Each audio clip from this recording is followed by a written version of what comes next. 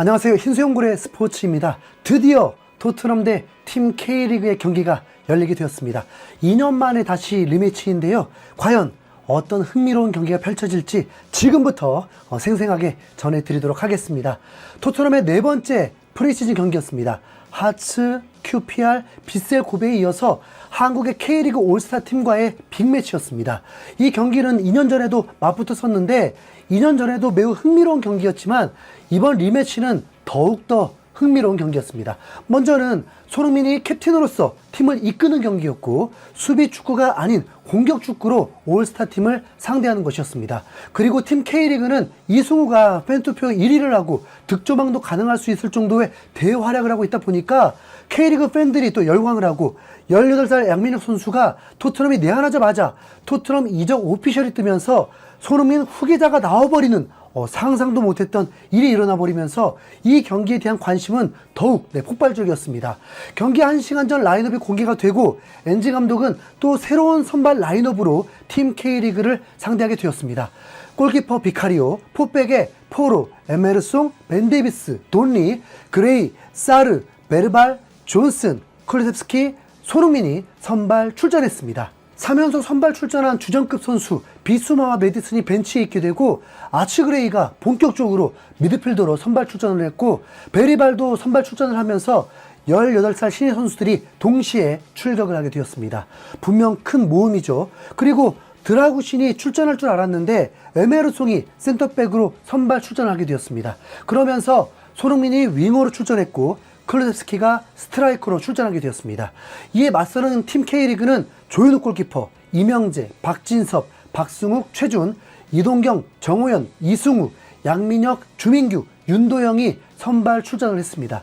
박태하 감독이 경기 전 예고한 대로 양민혁과 이승우가 동시에 출격을 했습니다. 그리고 해외 커뮤니티에서는 윤도영의 활약을 주목하라는 코멘트가 있었는데 실제로 등번호가 7번을 맡고 있었습니다. 엔지 감독은 경기 전 인터뷰에서 팀 K리그를 상대로 최선을 다할 것이라고 경고성 멘트를 했었습니다. 그리고 딱 봐도 대충 할 이미지는 아니잖아요. 그리고 그 최선이 한국을 위한 예의라고 생각했으니까요. 경기가 시작되자마자 토트넘은 손흥민에게 롱볼을 배달하면서 공격이 이루어지고 코너킥 기회를 얻게 되었습니다. 토트넘은 이게 이벤트 경기가 아니라는 걸 전방 압박으로 제대로 알게 해주었고 팀 K리그도 투지가 불타 있었습니다. 우리도 대등하다는 걸 보여주겠다라고 선보인 선수가 이동경과 윤도영이었습니다.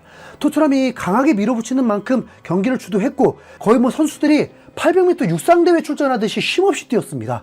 뛰는 모습만 봐도 K리그와 확 달랐습니다.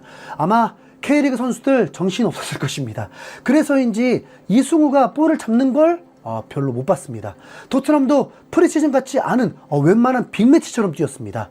토트넘은 전반 13분에 연속 슈팅이 나왔는데 비현우가 모두 막아내면서 위기를 벗어났고 거의 K리그 팀이 골을 넣은 것 같은 선방이었습니다. 그러다 보니까 우선 20여 분까지 양팀에 골이 없었습니다. 토트넘은 정말 최선을 다했는데도 골이 없었죠. 그러자 쿨링 브레이크 시간에 선수들이 물을 마시고 있을 때 엔지 감독이 엄청나게 화내는 소리가 방송을 타기까지 했습니다. 팀 K리그도 몇 번의 기회는 있었습니다. 먼저 양민혁이 역찬스에서 왼발로 강력한 슈팅을 때렸는데 힘이 들어가면서 놓치게 되었고 이동경의 두 번의 중거리 슛이 모두 아쉽게 빗나갔습니다. 그러고 보니까 K리그 팀은 유효 슈팅이 없었습니다.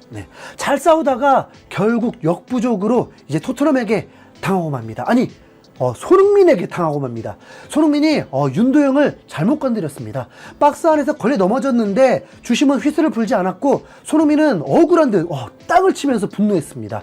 그리고 29분 손흥민이 반박자 빠른 슈팅으로 골문을 위협했고 조현우가 선방을 했지만 세컨볼이 흐르면서 클루세스키가 기어코 골을 넣으면서 1대0으로 앞서 나가게 되었습니다.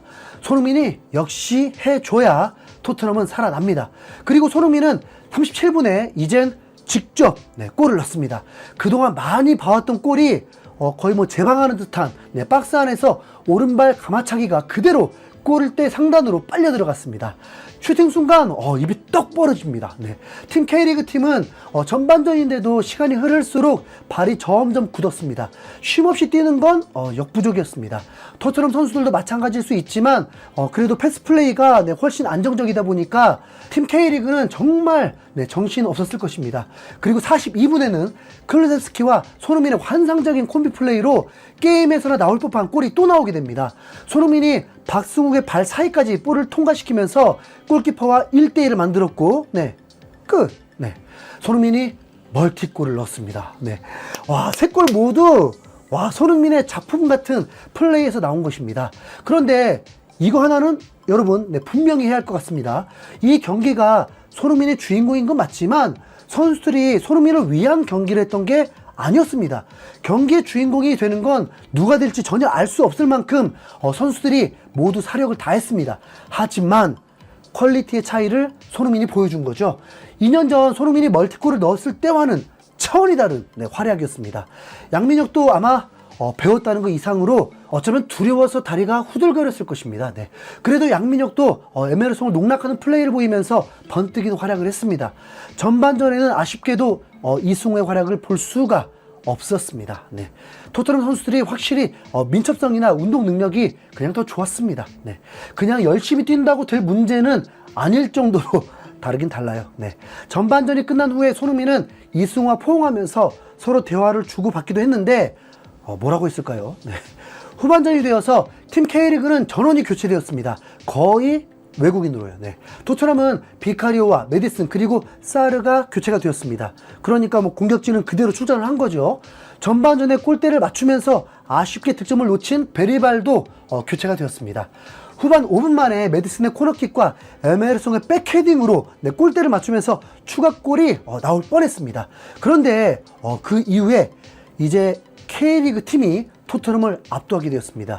볼이 커트되고 역습이 되었을 때 토트넘 선수들이 팀 K리그보다 역동성이 확실히 떨어졌습니다. 어쩌면 엔지 감독은 잔인한 도전을 하는 거겠죠. K리그 팀은 골이 바로 나왔는데 토트넘 수비 조직이 당하면서 옵사이드였습니다. 이제부터는 K리그의 자존심이 회복됩니다. K리그 팀은 역습으로 기회를 만들면서 일류첸코가 2골을 넣으며 따라붙었고 토트넘은 고전을 면치 못했습니다. 토트넘은 62분에 이제 한 번에 7명을 모두 교체를 합니다. 그러니까 거의 전원 교체가 되는 거죠. 손흥민은 메디슨에게 주장 완장을 채워주고 팬들의 갈채를 받으면서 그라운드를 떠났습니다. 이 실점을 했다 보니까 전반 때와 다르게 표정이 굳어버렸습니다. 그래도 손흥민의 클래스는 확실히 볼 수 있었던 경기였죠. 이후의 경기는 이제 완전 다른 관심사의 경기가 되었습니다. 메디슨과 베른의 합작으로 신예 선수가 추가골을 넣었고 80분까지는 4대2가 되었습니다. 경기 결과를 끝까지 전해드리지 못해서 죄송합니다. 그래도 더운 여름 시원하게 해주는 손흥민의 대활약을 보니까 기분은 좋네요. 그쵸? 우리는 손흥민 시대에 살고 있습니다.